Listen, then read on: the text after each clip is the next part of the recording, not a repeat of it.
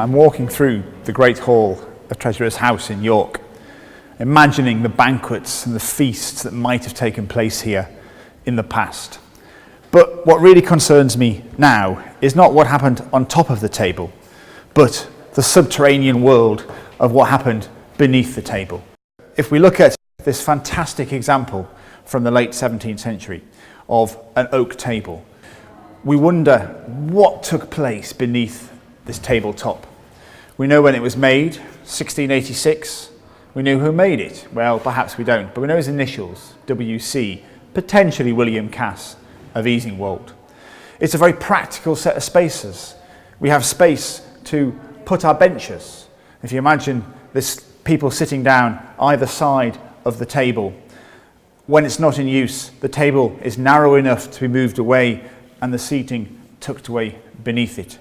You'll see we have some very prominent legs supporting this huge tabletop. These great big bulbous gadrooned legs. Gadrooning is this lovely little detail of a raised rounded profile, possibly to keep mice from clambering all the way up the top and eating your food, but certainly to support the heaviness of this great oak planks. Joining the table legs together, you have these great big pieces of oak called stretchers, because oak, although it's a very strong material, it couldn't really take the weight, and quite often it would bow. So the stretchers were there to keep the legs together.